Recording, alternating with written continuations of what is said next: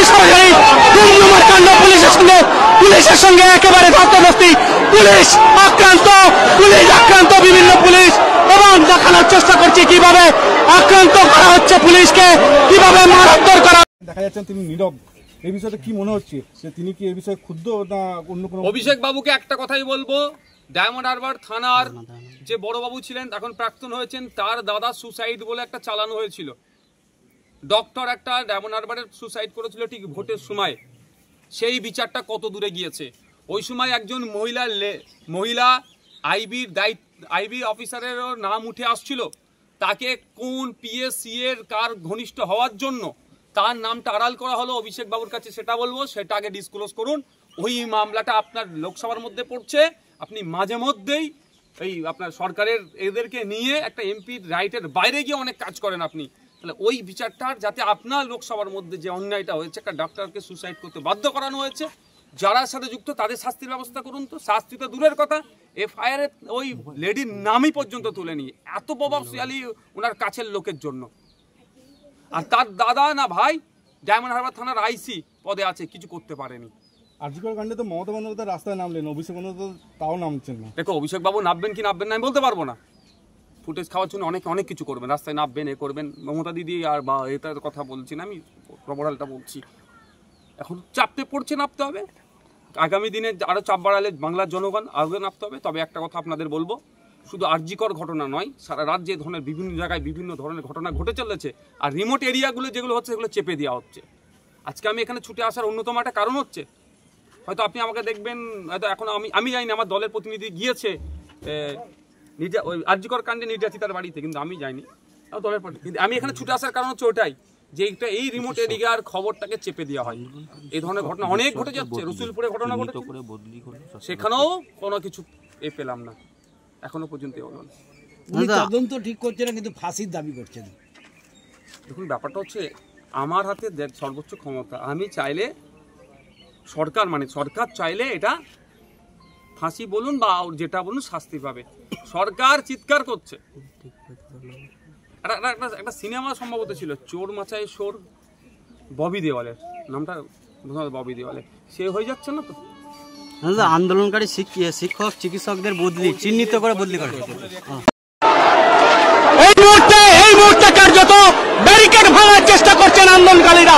আমরা দেখানোর চেষ্টা করছি সরাসরি আন্দোলনকারীদের সঙ্গে এই মুহূর্তে কার্যত পুলিশের সঙ্গে যেন একেবারে যুদ্ধ, হাতাহাতি, একেবারে লড়াই রণক্ষেত্র শুরু হয়ে গিয়েছে।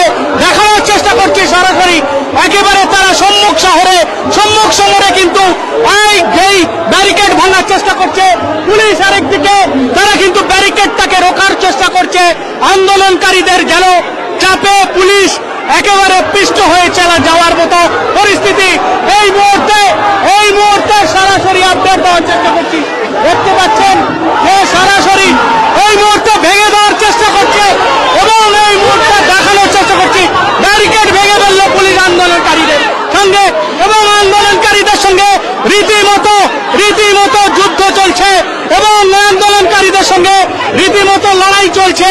এবং আমরা সরাসরি দেখানোর চেষ্টা করছি যে ছবি আত্ম খবরের দর্শকদেরকে জানিয়ে রাখি, এই মুহূর্তে আরজিকরের হসপিটালের ভিতরে ঢোকার জন্য আন্দোলনকারীরা তারা কিন্তু রণক্ষেত্রের রূপ নিচ্ছে, এবং তারা কিন্তু এইভাবে আগুনে ফুটছে। যে বা যারা এই ঘটনার সঙ্গে যুক্ত তাদেরকে অবিলম্বে গ্রেপ্তার করতে হবে, এবং পুলিশ কোনোভাবে আড়াল করলে পুলিশকে রেয়াত করা হবে না বলে হুঁশিয়ারি দিচ্ছেন এই আন্দোলনকারীরা। অর্থাৎ ডিওএফআই এর ছাত্র সংগঠন এবং সাধারণ মানুষ একত্রে মিলেমিশে একাকার। দেখানোর চেষ্টা করছি আপনার খবরের দর্শকদেরকে যে এইভাবেই কিন্তু সরাসরি মহিলা থেকে পুরুষ সকলে কিন্তু এসছেন এই আরজিকরের হসপিটালের ভেতরে ঢোকার জন্য চেষ্টা করছে। এই মুহূর্তে দেখানোর চেষ্টা করছি, আমার ক্যামেরা পাচ্ছেন, এই মুহূর্তে দেখানোর চেষ্টা, ব্যারিকেড ভেঙে ফেললো আন্দোলনকারীরা, ব্যারিকেড ভেঙে ফেললো। এই মুহূর্তে দেখানোর চেষ্টা করছি সরাসরি মহিলা পুরুষ সকলে কিন্তু ব্যারিকেড ভেঙে ফেললো, এবং ব্যারিকেড ভেঙে ফেললো, এবং দেখানোর চেষ্টা করছি মহিলা পুরুষ সকলে কিন্তু ব্যারিকেড ভেঙে ফেলে ভিতরে প্রবেশ এই মুহূর্তে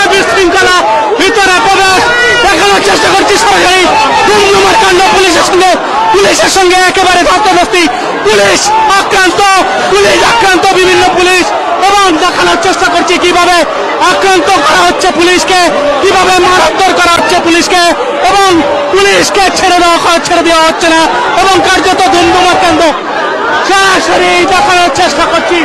এই মুহূর্তের সরাসরি দেখানো হচ্ছে। ঢুকে পড়লো আন্দোলনকারীরা। বাংলাদেশের সেই ইতিহাসটা মনে পড়ছে এখনো। আন্দোলনকারীরা ঢুকে পড়েছেন ভিতরে, এবং তারা কিন্তু একেবারে সরাসরি লড়াই চালাচ্ছেন, এবং সরাসরি আন্দোলনকারীরা এইভাবে কিন্তু আন্দোলনকারীরা ভিতরে প্রবেশ করেছেন, এবং একেবারে রণক্ষেত্র চেহারা এই মুহূর্তে আরজিকরের ভিতরে রণক্ষেত্র চেহারা। হু করে মানুষ ঢুকছে, হু করে সাধারণ জনতা পাবলিকের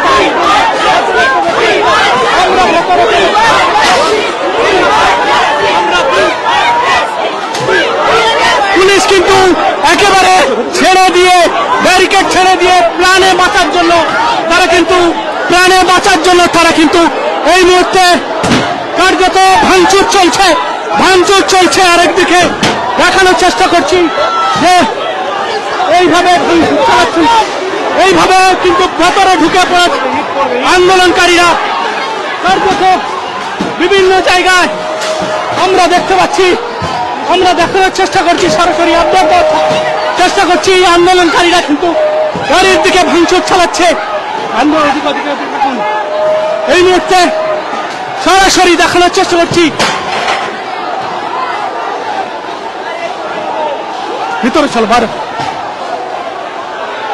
ভিতরের পরিস্থিতি একেবারে রণক্ষেত্র চেহারা নিয়েছে আরজিকর হসপিটাল। রণক্ষেত্র চেহারা, বিভিন্ন জায়গায় ভাঙচুর চলছে, বিভিন্ন জায়গায় ভাঙচুর, বিভিন্ন জায়গায় বিভিন্ন আন্দোলন করছে।